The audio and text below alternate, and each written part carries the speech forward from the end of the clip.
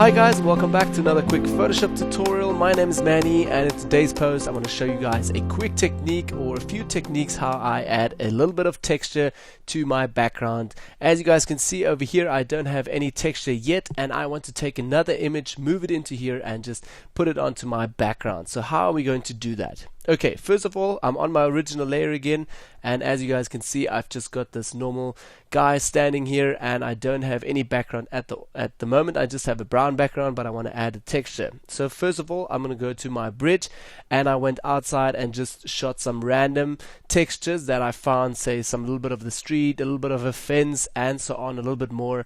In today's tutorial, I want to take this background. So what I'm going to do is just open it with CS5 in Photoshop, and now it's directly taking me through to Camera Raw. In Camera Raw, I tweaked it a little bit. Basically, this was my preview shot or my first shot, so I just tuned my blacks a little bit, turned those up a little bit, and I gave it a little bit of sharpness. So I turned up the amount a little bit and the radius down a little bit just to sharpen the edges a little bit. Then also my blacks up a little bit, and that's all I did in Camera Raw. Once I'm done, I'm going to say Open Object, and that takes us right through to Photoshop. So in Photoshop, while this is being prepared, next step that we're going to do is basically rotate this. As you guys can see, it's still as a smart object. So first of all, I'm going to press right click and just say rasterize that, so we have it as a normal layer. Okay, next step, I'm going to go to image rotation over here, and we're just going to rotate it 90 degrees clockwise. Because I'm happy with that, and don't worry too much about the color and everything, we're going to fix that in our other image. Okay, I'm going to press F quickly to get out of the full screen mode, just moving my frame over here.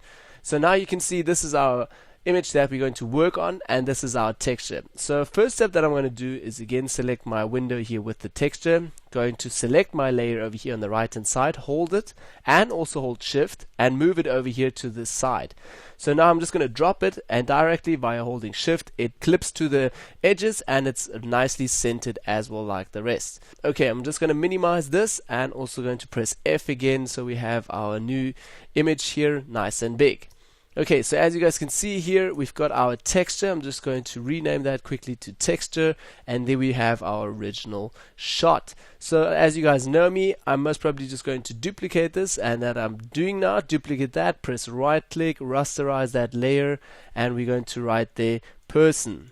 Okay, because this is going to be our person and that our texture. So I'm going to move this onto the top here, and now what we're going to do is basically just create a little selection, and we're just going to select the person, cut it out, create a mask, and then we'll have the texture underneath. So that's why I also moved the layers to the top. Okay, select your person layer over here. We're going to go over here to the left hand side and select the quick selection tool. I'm just going to make my brush a little bit smaller. I'm working with a Vacuum Continuous 4 board again, so via my wheel I'm able to make my brush a little bit smaller. So basically what I'm doing now is just selecting the person and just creating a rough selection around the guy, and a little bit more around his hair and also his ear, and everything is in. Okay, a little bit more over here on the side. Photoshop is still rendering that. A little bit here more. Okay, now we swapped, or actually now we got too much, but don't worry, we can fix that very easily. I can just press Command Z and go a step back. Okay, make my brush a little bit smaller again, and I'm just going to select a little bit more, and I'm happy with that. Now what we're going to do is basically just create a mask onto this. So I'm just going to hold Alt. No, I'm not going to hold Alt. I'm just going to select the new layer mask icon down here, and we will directly have a new mask. Okay, as soon as I switch my texture layer on again, you'll directly see that now the texture is behind the person. But our cutout isn't that nice at all. So next step that I'm going to do is basically select my mask over here, press right click, and go all the way to refine mask. Okay, go over there, just move my window a little bit to the side, and first step that I'm going to do in this new window here under refine mask, I'm going to say overlay, or sometimes I work on layer directly. For this moment I'm going to work on layer directly. Okay, then also if you want to, you can play a little bit with the smart radius over here just to get a little bit more pixels and work finer. For me at the moment, I'm just going to work with the settings with 0 overall. Okay, I'm going to go over here to my image and just really quickly going to paint over the side and over the hair of the person, and also a little bit more, a little bit more. So basically this tool helps me now just to refine this edge and also to blend all of those things a little bit better, especially at the top here with the hair. Okay, a little bit more over here, and that looks alright to me. Okay, just going to say okay, and now that refine mask is rendering that for us. Okay, so as you guys can see, now that it has been rendered, and now we still have the option actually to just go into here a little bit and tweak and fine-tune our mask. So I don't want to show you guys too much about how to refine or how to tune your mask over here. That's very easy. Basically, you just have to go over and select your black and white foreground colors over here, and then you can just paint with your brush. You can paint in a little bit more of the texture again, or if you switch with X and white foreground color, you can just paint your person in back again a little bit.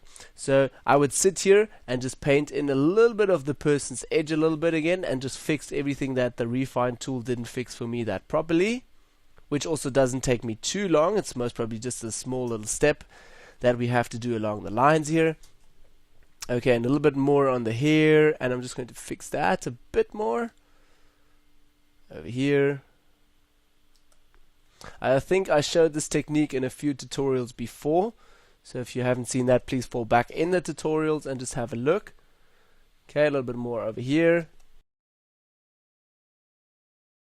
Okay, so next step again, zoom out.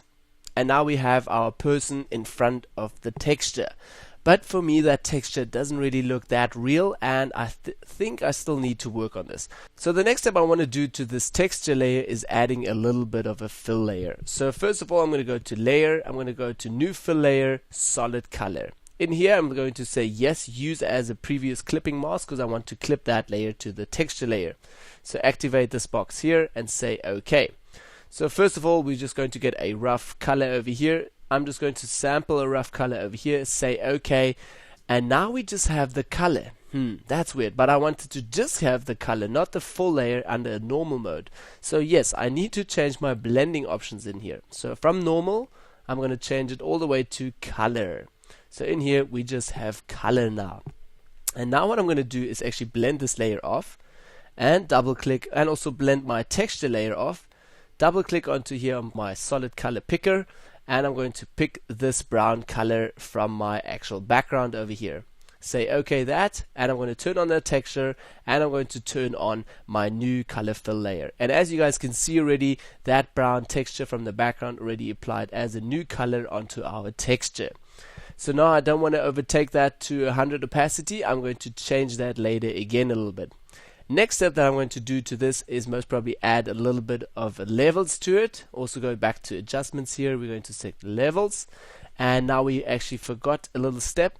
So what we have to do is also clip this again. So I'm holding Alt, going between my two layers over here, hold Alt and just clip that to those layers. Okay, now I'm able to go back to my levels on the top here and just tweak my levels a little bit and just make this a bit brighter or a bit darker, the way I actually want it. I want to darken this a little bit more and also brighten the center a little bit more.